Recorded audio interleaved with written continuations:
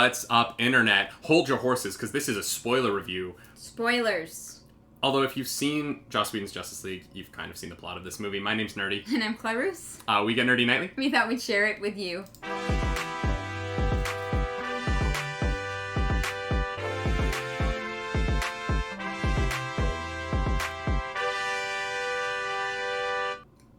That is right. Welcome back to the Nerdy Nightly YouTube channel where we are doing our spoiler chat. Spoilers. We're going to talk about whatever we want for Justice League. And we're not going to hold back. Here's what I do want to say. Mm-hmm. This movie is not different enough from Joss Whedon's Justice League to me. For how much crap I've been given over the years. Yeah. About how much of Zack Snyder is in the original cut. Yeah. I have been told over and over again, Joss Whedon used like 10% of the footage. It's going to be a completely different film. It's not completely different. No. It's better. For sure. In every single way except length.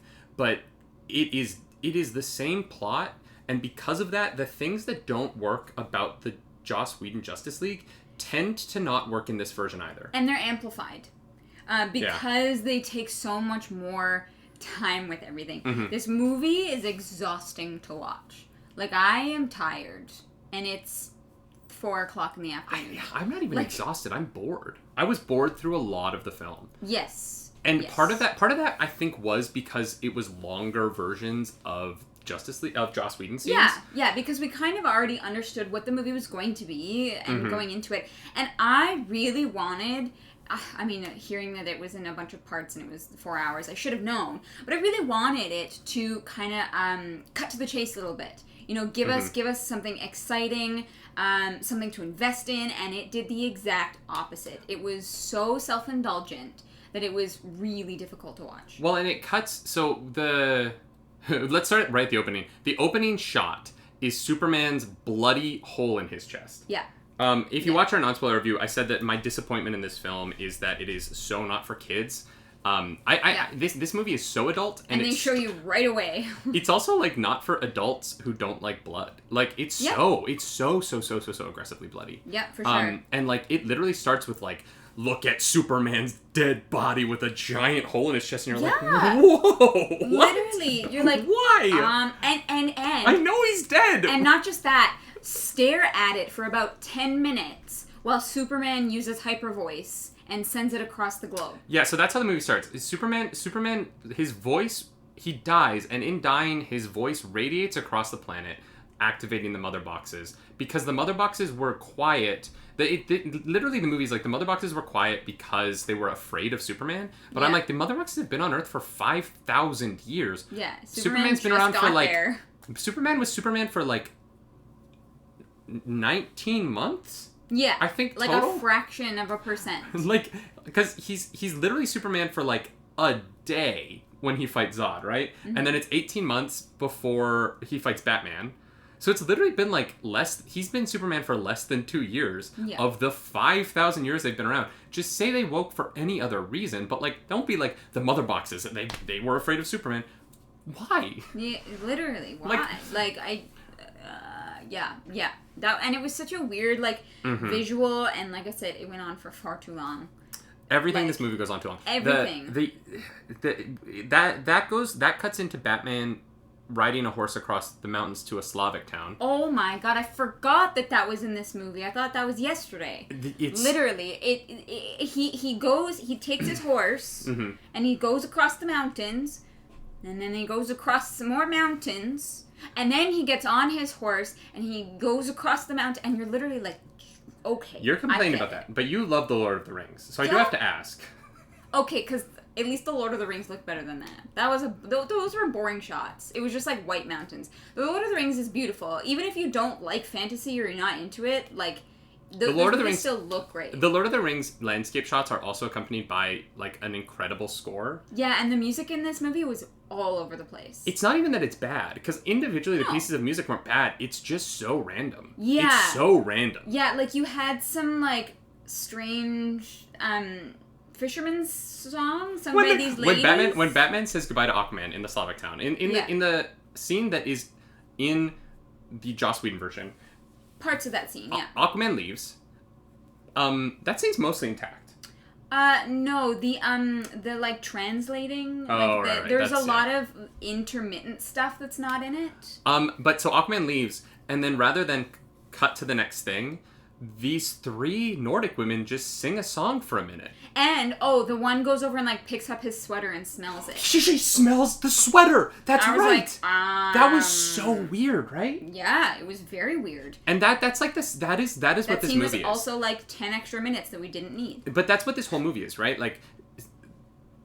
Yeah, so it takes too long to get somewhere. Yeah. And then something interesting happens, and something good happens. And yeah. Throughout the movie, the middle part of how these, like, little vignettes of storytelling happen, because that's what it is, right? It's a bunch of little vignettes of storytelling. Yeah. The middle part is always really interesting, yes. and so you keep getting hooked into the movie. But the problem is that getting the characters to those middle vignettes is too long, and getting out of them is always so long. Yeah, literally, here's the thing. That scene was too long when Aquaman, like, chugs some whiskey, then litters, and then jumps into the ocean. That's a different scene. Or that's the different scene? That's after he saves the you're right, fisherman. you're right. That's after he saves the fisherman.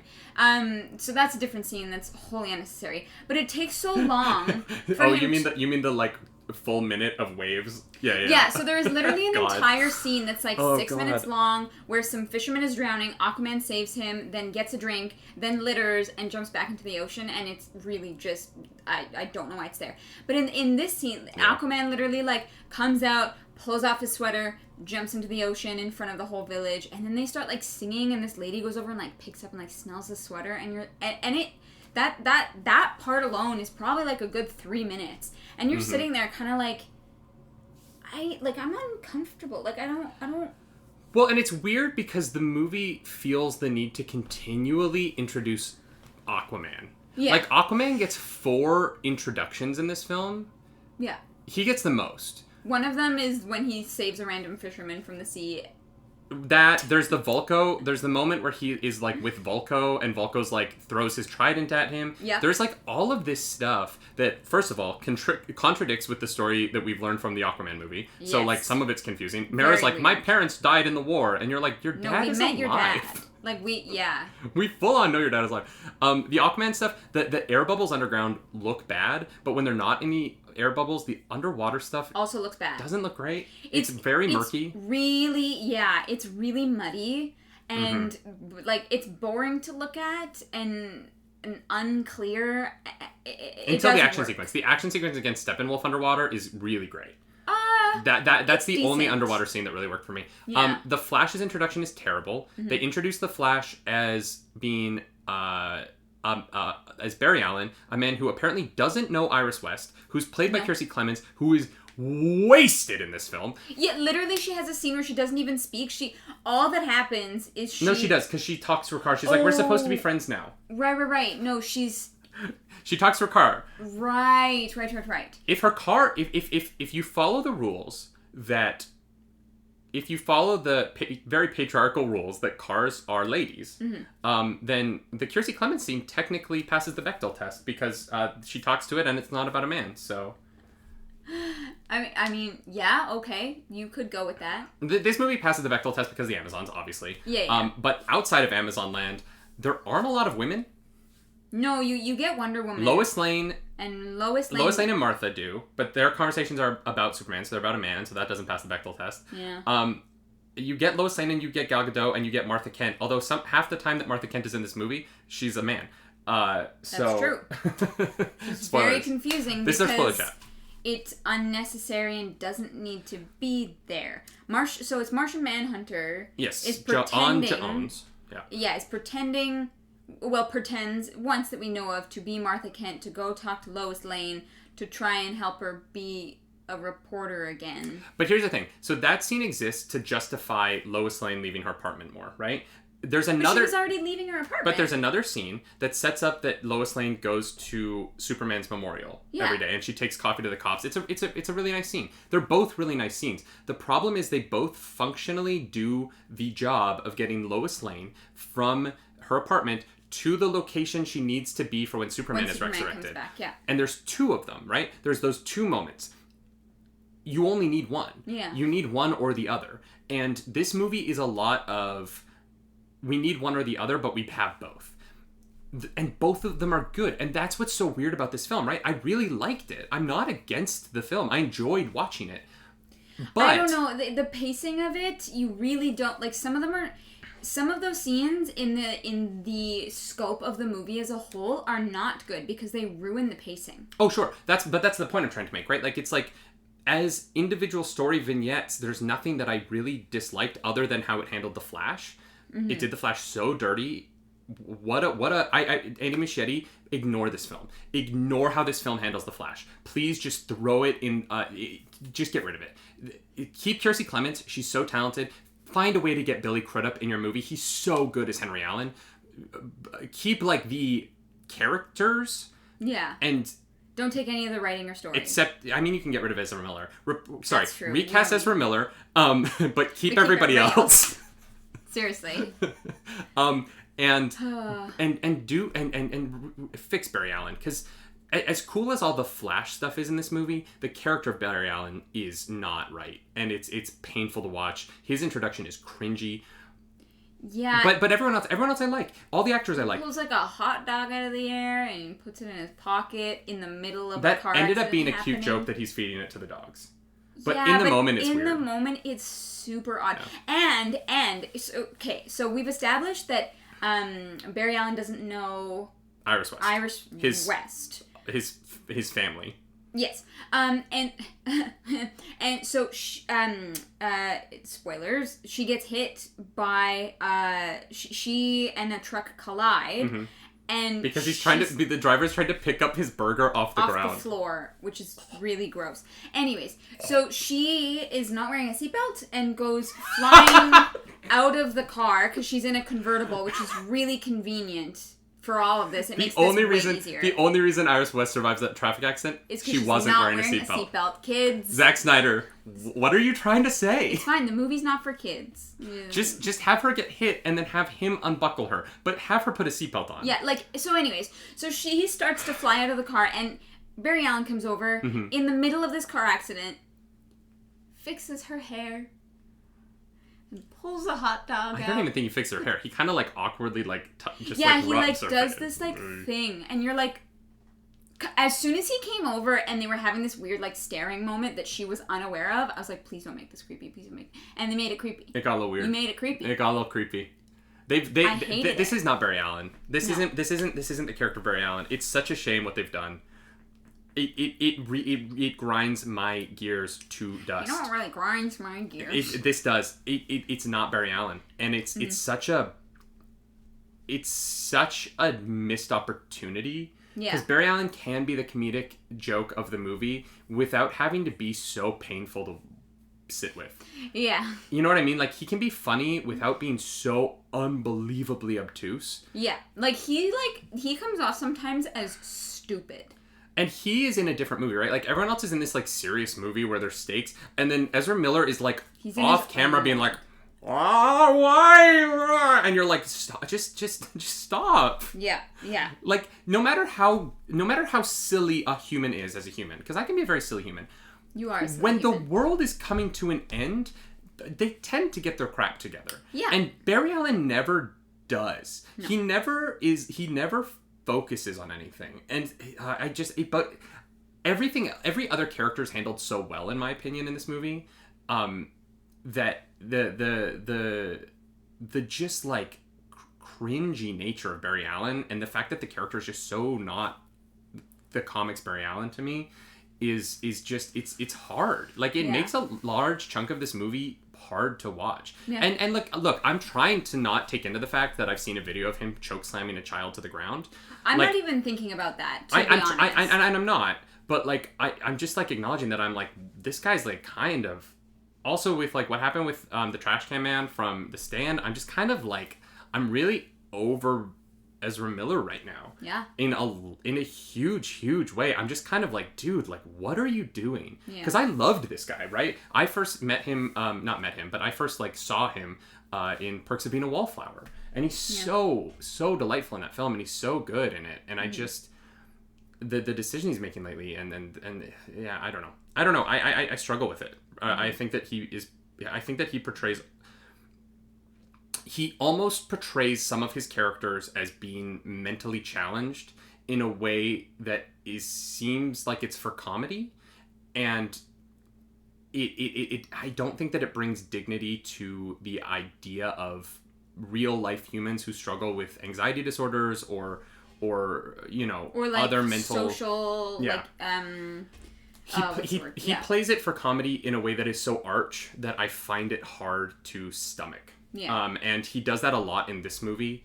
And there were very few things where I was grateful for the Joss Whedon version, but how much of that stuff Joss Whedon cut out of the film, I was grateful for. Yeah. What Joss Whedon messed up more than anything else, though, and I want to talk about it, is Cyborg. Cyborg in this film is one of the best parts. Yeah, absolutely. And like you said, Joss Whedon really did him dirty, because this version of that character made so much more sense. It was actually one of the more enjoyable parts of the movie, I think. I still think that he had a lot of stuff that was wholly unnecessary to be in there, but here's what it was. They made me want him to have his own movie. You take the scenes that were in this, that gave the introductions to him, who he was, his family, those kinds of things, that needed to be its own movie. And that's a movie I would see 10 out of 10. Like, I would, especially after seeing this, like, that's what I wanted. It was like they were trying to cram his own movie in the middle of this movie, and it worked if it was its own separate thing, but like I said, it's tough because this was about the Justice League, and in a way he kind of stole the show.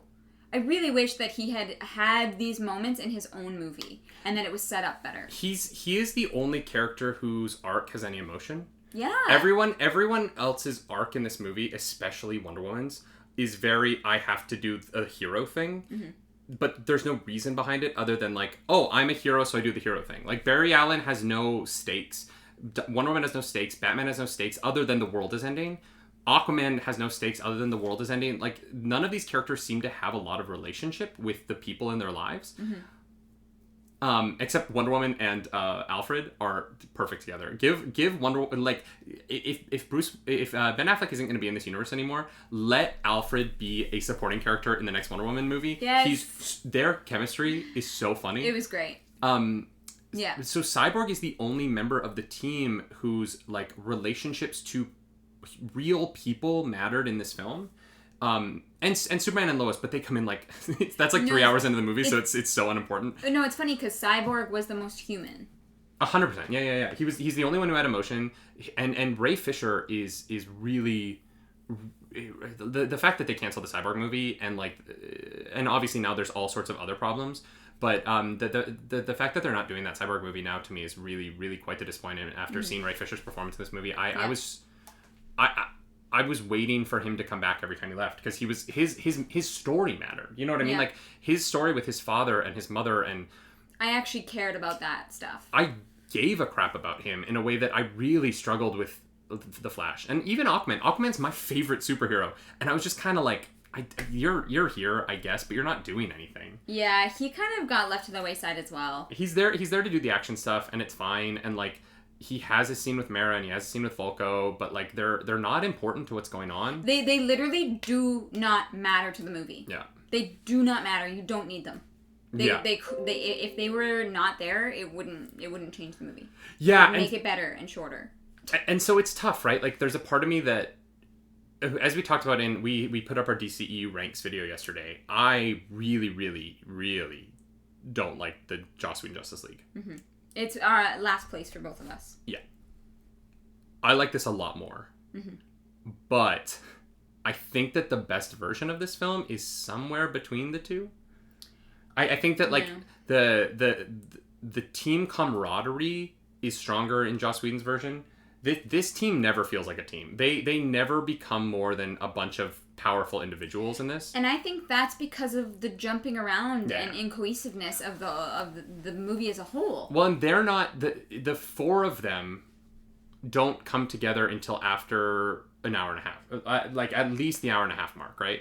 I think it's longer. The first time they come together is the underneath Gotham Harbor scene, and that's without Superman and Aquaman, obviously. Yeah, Aquaman comes in at the end of that scene. Yeah. But even in that sequence, like, they're not really... That's the first time they come together, and it's the funny, like, we don't know how to work together yet. Flash has a line where he's like, this feels like we're going separately or whatever. Yeah, they never figure out how to actually work together. They never feel like a team in this. Yeah. Also, this movie introduces Martian Manhunter, but, like, where were you? Yeah. Yeah. All this stuff goes down, and you're like... And then John shows up at the end of the epilogue after a dream sequence that we'll get to. He's like, I think it's time I had stakes in this world. And you're like, dude. About freaking time. Where were you? Yeah. Like, Superman came back and was fighting the superheroes in the middle of Metropolis. And John was just like, what? Down the block looking at that being like, not my problem. Yeah, like, he should not have been introduced in this movie. Zod attacked Metropolis, and Martian Manhunter was there, and he did nothing? I'm sorry, you're telling me Martian Manhunter was watching the Doomsday stuff on a screen, and he was like, you know what? I know Doomsday's here, but nah, I'm good. Nah. You cannot make General Swanwick Martian Manhunter now, and not make it seem like Martian Manhunter is a terrible person who has not given a crap through all of the stuff that we have watched him watch. Like, John is more responsible for the deaths in Metropolis at Zod's hands than Kal-El is, than certainly Superman is, because he had powers, he knew how to use them, he was an adult in charge in those scenes, and he stood back on the sidelines and let all those people in Metropolis die. Making General Swanwick Martian Manhunter is such a freaking weird decision now, because he's been in these films, and he's been here this whole time, and he has never stepped in despite having the power to do so. And that just ruins him. He's John Jones cares, and what you've done with him now is you've made him a bystander who is no longer innocent because he had the power to not be, right? And to not be a bystander. And it's just kind of like, why would you do this? Why would you intentionally take this character's agency away from him? And I still don't know why he was in the movie. I don't know why he was there. For fan service? He's literally only here for fan service, right? He doesn't do anything. He does not function as in the movie at all. Like, there's his design no is reason. fine, but like... Sure, fine. But like, but that's all it is. Anyone who was in this movie that wasn't one of the six is there for fan service. Literally. The use of Yalangar was really cool in the flashback sequence. The flashback sequence is the best action sequence in the film, I think. Yeah. The final action sequence is really good, but it's not cohesive, right? There's just a lot happening, and it keeps cutting to Batman like playing Fortnite outside with the parademons.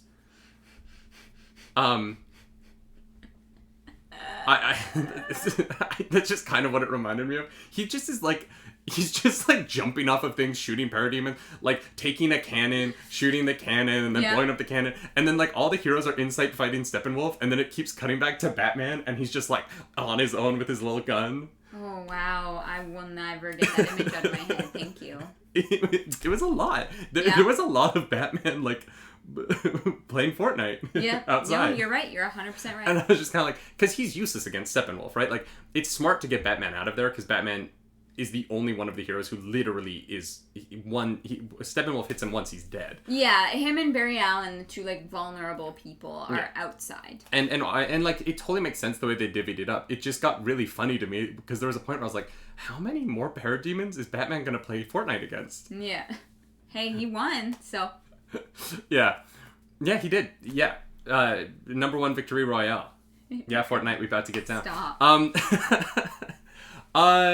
What have we not talked about? There's so much in this movie we can't have talked about it all. The one thing that I did want to say is that I really hope that somebody does a version of this movie where all the slow motion stuff is at normal speed, because it'll probably only be about a 3-hour movie.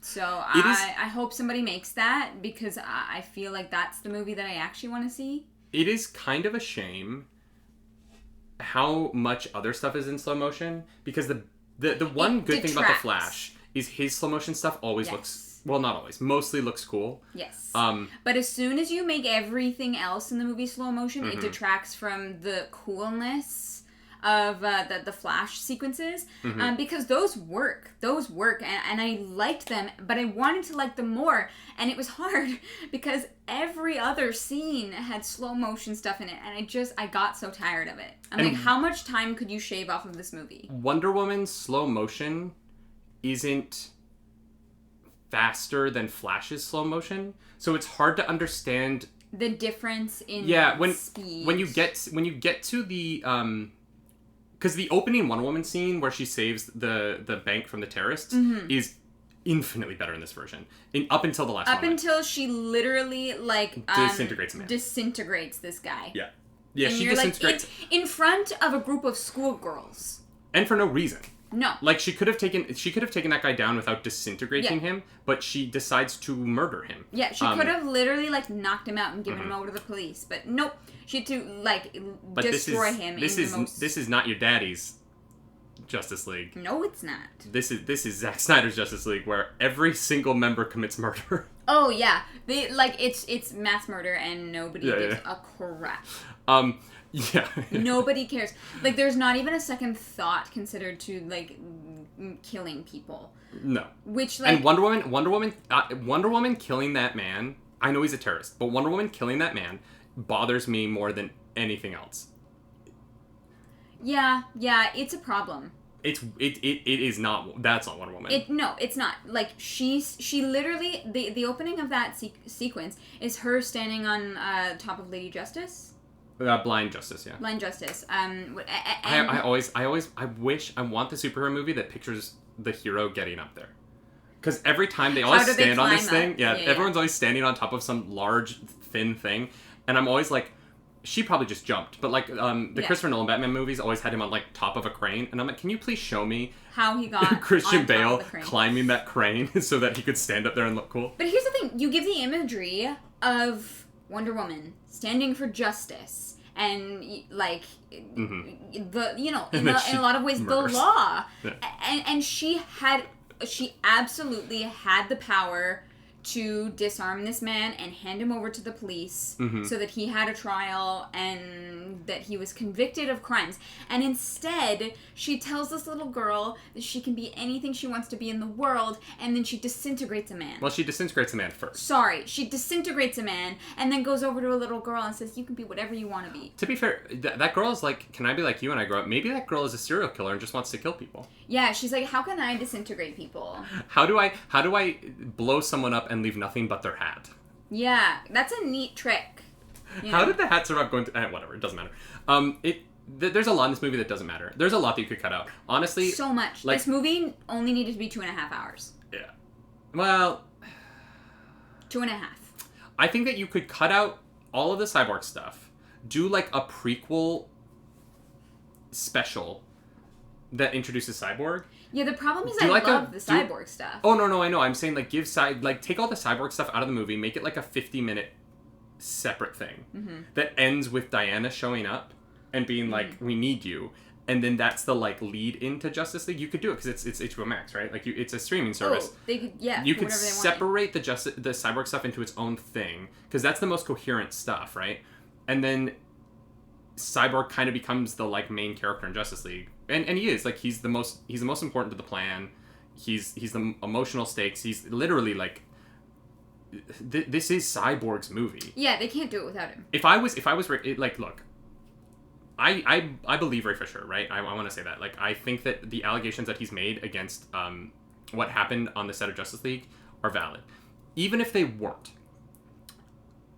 If I knew that this version of this movie existed, and I was him, and I saw the Joss Whedon version of this movie, the anger, I'd be furious. You took the character out of the movie. You took the emotion. You took everything out of the film that really works. Because Cyborg is the thing that really, really works. Cyborg is the best part of this film, and even if you did it without being a total douche nozzle, which I 100% believe that Joss Whedon did, I would still be mad. Now, obviously, all the actions and all the racism and that stuff is more important, and that's the stuff that needs to be focused on, because that is the stuff that needs to get yanked as hard as it can out of the movie industry, and that work needs to be done, and it's going to be a long road, and I totally, I believe that that's going to be a long road, but it has to be done. But even if that wasn't the case, what Joss Whedon did to Cyborg specifically is dreadful. Yeah. It's bad. Yeah, it is. In that sense, it was hard to believe that they were supposed to be the same movie. Yeah. There were obviously things about it that I was like, yes, this is Justice League. This is I could see. Yeah, the Cyborg stuff felt like a completely different movie. Yeah. And it's tragic. And it's strange. It's strange because it's good stuff. Like if Yeah. I was cutting this movie, there's stuff that I would cut out. Unfortunately, I would cut Kiersey Clemens' part. I would cut that whole scene because it makes Barry Allen seem like a creep, and she doesn't need to be there. She's literally wholly unnecessary to the entire movie. Like that scene doesn't matter. That scene literally doesn't matter. She deserves. Kiersey Clemens deserves better. Any Machete, get on it. Give that woman, I don't know, lines. give that woman purpose. Yeah. Give her a name. She's not even named as Iris West in this movie. You don't know that she's Iris. She's just a random woman who Barry bumps into and then immediately fawns over in a very creepy way. Yeah, it's weird. You don't need that stuff. Keep the stuff with his dad. Parts of those scenes I think are really important. You don't need to introduce him again by applying for a job at a pet store. The Amazon sequence. The Amazon sequence where Steppenwolf steals the mother box from Themyscira is longer in this version, and it is better, but it is still too long. Yeah, it is too long. Like, it got expanded, and, like, there was a part of me that was like, okay, cool, but boy, did it get expanded. It got, like, that sequence went on forever. It took forever. And it's near the beginning of the movie, so you don't notice it quite as much as like at the end when you're like, Jesus Christ. The only part about that sequence I think that you needed to keep to keep longer is when is it a temple falls into the ocean? Yeah. The stone. Yeah. Whatever it is, we'll call it a temple. They lock it up, and that piece of the shore literally crumbles down off the cliff and into the sea, and killing all the Amazonians inside. Yes. Yeah. And there is a moment there that is tragic, and I think that was a really important moment. Connie Nielsen gets a really, really cool beat. Where she mourns at the cliffside and then sees the parademons come out. That was a genuinely good beat. Totally. But it's like you said, it's the same problem where they had to do something and show it to you 7 times. Yeah. She has that same beat with one of the Amazonians in the before they lock up the place and she leaves. Oh, you mean when I was yelling, just leave. Just leave. The entire world is at stake. And then that happens and it falls into the cliff. And then later on, there's another thing where she's upset over. And I get it. She plays the beat of, oh no, my Amazons just died 5 times. Yeah. You just need the one. And just having that one would have made it so much more powerful. Mm-hmm. That tragic death of them falling away into the ocean. Well, because it makes her seem incompetent, right? Yeah. She's she's supposed to be this military leader of this incredible organization of Amazons that are powerful, intelligent. They know the stakes better than anyone on Earth, is what I'm trying to say. And so the fact that she doesn't grab the mother box and take off as fast as possible, she keeps stopping to be like, oh no, this one's hurt. Oh no, this one's hurt. Oh no, this one's hurt. It gets to the point where you're like, well, so many more Amazons died because you didn't take action. Mm-hmm. You caused more Amazons to be in danger because you didn't just run off into the sunset as fast as possible to where the full army is. Mm-hmm. You paused it by being like, I'm going to help this one that's already down. I'm going to help, and I'm not trying to make women like this one. This person. I'm not trying to diminish them, but no. From a military strategy perspective, her stopping over and over and over again just makes her seem like she's... I was literally sitting here being like, just leave, go. You are making the situation worse for everyone involved, and everyone dies because of it, right? Yeah. She could have made the choice to just bolt, gotten back to the full army faster, while her soldiers, who knew what they signed up for, who knew what they were defending, lost their lives, and that's very sad, but their sacrifice could have meant more if she had taken off, but instead she puts the freaking brakes on. She was not acting like a leader in those situations, which is how she's been portrayed to us as, and it was very character breaking for me.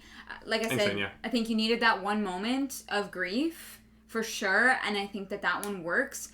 Everything else was self-indulgent. Yeah, and the movie has a lot of that. It's a lot of repeating beats. And that's the problem. There's two more things I want to talk about. Yeah. Because this is getting long. Superman. Like the movie. Superman has almost the exact same beats. He just doesn't have the Shrek mouth. Like, it didn't seem like they added a lot of Superman. The only scene that felt really added was the scene with Alfred that isn't very necessary because Superman can hear things around the world. Like, he should have been able to just go where he needed to go. That's But like the mush mouth was in a lot of the Joss Whedon stuff, but it didn't feel like the scenes were very different. So I don't exactly know why they reshot that stuff. Yeah, I have no idea. The stuff that was in this version could have just that was very confusing to me. Was there anything you want to say about Superman? Because Superman's stuff is kind of the most same. Yeah, his stuff is the most of the same. The black suit looks cool. And yeah, it looks cool. It was definitely more clear in this version that he woke up with no memories. Because I was always like, why the heck did Superman just start, like, attacking people? Like, it always has felt weird to me. And I still don't love it, but I understand it a little bit better in this version. But other than that, yeah, Superman stuff's mostly the same. Let's talk about the final thing. The future. Particularly the two scenes of the future that we saw in this movie. Yeah, honestly, if you're going to watch it, you don't have to watch the epilogue, but we're going to talk about it anyway. They made such a big deal out of this Joker thing. And it was nothing. And it was bad. It was bad, and it was nothing. It wasn't that it was bad. Matter. It wasn't that it was a bad scene. It was bad. A fine scene. Like, it had nothing to do with the film that it was in. It was bad, and nobody... Here's the thing. It was unrelated. It was just so unrelated. Yeah, it came out of nowhere. Yeah. And I know that it was supposed to be a dream, and so I'm willing to forgive. But nobody It's not talks a dream. No, that's like the that. future. That's the future. Okay, then I'm not willing to forgive. Nobody talks like that. Everybody was like, say something. Then there'd be a big, long pause. And then the next person would say a thing. Yeah. And then there was this big... And I was like, Jesus Christ, end the movie. Like, at this point, I was furious. Because I was like, nobody has conversations like this. You know what I mean? It felt so drawn out and unrealistic. Like, I was like... And I was thinking, I was like, well, it's a dream, I guess, so maybe it's just slow. What line did they cut from the trailer? Oh, that we live in a society. He didn't say it in the movie. It wasn't there in the movie. It was a troll the whole time. Yeah. It was a troll the whole time. And we got so much crap. Oh my god, we put out our trailer reaction, and we had so many people being like, the We Live in a Society is brilliant. It's going to be the best part of the movie. This is going to change the movie. It's not in the movie. It's not in the movie. It was literally put out to generate conversation and get people talking about it, which I have to touch on for a moment. Because here's the thing. Zack Snyder is very aware of what... of the people online who are part of his cult. I'm going to call them the Snyder Boys TM. The Snyder Boys are an aggressive, sexist section of the internet. And Zack Snyder has no problem fueling that fire. Zero problem at all. And it's like he is proud of having people that are that dedicated to him. Which, when you were reading his interview the his other comments day, last week, we talked about it on the morning show, and those really, really hit. Those really, really hit me, especially because we have done a lot of commentary on Justice League and Snyder Cut and DC stuff lately, and it's always the people that are on the Snyder Cut stuff that are always the worst. The comments that people leave are absolutely god-awful garbage. And Zack Snyder is aware that he has this kind of cult following, and he in a way advocates for it. And throwing in stuff like that, like the We Live in a Society the where Jesus it's just Joker picture. The Jesus thing, all of that just feeds into this. And I would just want to say, like, shame on you, Zack Snyder, because it is you are the head of the snake. and you cultivate the conversation around your content, and right now you are doing nothing to make it positive and welcoming for people who, love DC. And I have to say shame on you for that, because you have done a piss poor job of making this accessible for everybody. Yeah, it's not for everyone, right? Yeah. It's for a section of people, and like, I say that I like it, and I do. I enjoy it, and like, this is definitely more for me, right? I came into this knowing what the anti-life equation was. I came into this with all that stuff, and like, sure. it definitely pandered to people who enjoy that stuff, like I do, right? Mm-hmm. At the same time, it's not for everyone in a way that Justice League should be. Yeah. And yeah. It is unfortunate that this is the space that Superman and Batman and Wonder Woman and the Flash and Aquaman inhabit now. Yep. That Batman is saying that he's going to kill the Joker with the F word. Yep. That like it just. Yeah, literally talking epilogue, about holding dying Harley Quinn, and Harley's like, kill the Joker really slowly, like. It's a lot. What? It's a lot, and it serves no purpose. I'm sure that we're gonna get more comments about your appearance on this video. Yeah, go for it. It's gonna happen. People are gonna write mean things about you because that's what they do. I know, but I'm gonna ask you, at least try to make it like relevant and put some thought into it. Or clever. Like, if you're gonna insult us, do better. Yeah. Like, at least, do a better job. Make it more entertaining so that we can turn it into content. Yeah, that would be nice, actually. But yeah, I think that's where we're gonna leave it. The epilogue is forgettable. Yeah, and don't bother watching the epilogue if you're gonna watch it. Here's the thing. I cannot believe that y'all risked COVID protocols for that scene. You got a bunch of people on set for that, and boy is it not great. Yeah. Because it means nothing, right? If it was in a different part of the movie, and if it meant something, if it was a part of something, it would have been fine. But like, for the Snyder Cut, it means nothing. It means nothing. It's tacked on at the We're end. not getting sequels to this. No. And watching it now, I totally understand why we're not getting sequels to this, because the sequels would be so adult that you wouldn't be able to get a mass audience. The sequels wouldn't have a big budget because they would be R-rated films. Like, you cannot shoot a Justice League movie for a Deadpool budget, and you can't make enough money off of an R-rated Justice League because you're not going to make $1 billion on an R-rated Justice League. Yeah, honestly, and it was a waste of. I mean, granted, Joker did. Joker made $1 billion, but like, Joker is super niche though. Like, it did something that was insanely creative, and I haven't seen the movie, but from what I understand of it, it's not really like a DC movie, which is kind of why we didn't include it in our ranking. It's not a DCEU movie. It's its other thing. And I'm glad that it has its niche, and I'm glad it did well, but that, that's not going to happen again, most likely. You can take big swings, and sometimes you can hit with the Joker. Joker is so... The reason that Joker works is because it is so focused. It knows what story it's telling, and it's laser focused. Mm-hmm. And it's a controversial film, and I understand the controversy. I understand both sides of the controversy. I happen to think that it is a brilliant film that is a very harsh critique of modern society, and I think that it does a very good job of that in a way that I think Justice League thinks it's doing and misses. Yeah. The critique on society here doesn't work because the characters aren't human enough, except for Cyborg, the robot. Yeah, is the most human. Ray Fisher, I hope you get a Cyborg movie, dude. You're so good. Yeah. You were the bright spot in this, in a movie that I really enjoyed. Like I said, I really enjoyed it. It's hard because I don't want to be too critical because I had a good time watching it. I just hate that I couldn't show it to myself at 13 and feel okay showing it to that person. Yeah, I don't know. I know you liked it. I don't think it was good enough. That's fair. Those are our thoughts. I think that's all we're going to say about it. My Twitch stream was supposed to start 15 minutes ago, but that's not going to happen. If you liked this video, subscribe, do all those things, ring the notification bells. If you didn't like this video, please dislike this video. Write mean tweets about us. All of your engagement feeds the algorithm, which means more people will see this, which helps us overall somehow. Yeah. If you're Zack Snyder and you would like to have a conversation with us, about your film and convince us otherwise, give me a call. Give us a call. Yeah. He would never. He would never. Oh my god. Especially after I just like publicly shamed him. You know, he may not. He doesn't care. I'm sure he does not give a shit.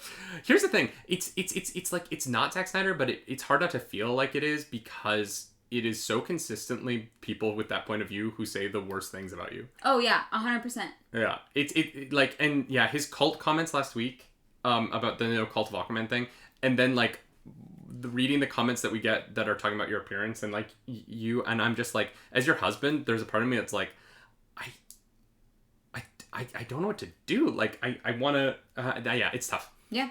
Yeah, it's tough. If you're a man and you come to our superhero conversation to say mean things about my wife, I just want to say there are therapists in the world who can help you overcome your internalized misogyny and get you to a point where you aren't such a miserable waste of human existence. Yes. But with that being said, come watch us on Twitch. We're really fun. Yeah. I stream over at twitch.tv/nerdynightly. I'm over at twitch.tv/ClarkStakars. And always, as always, my name's Nerdy. And I'm Claire Roots. Do something nerdy tonight. Bye.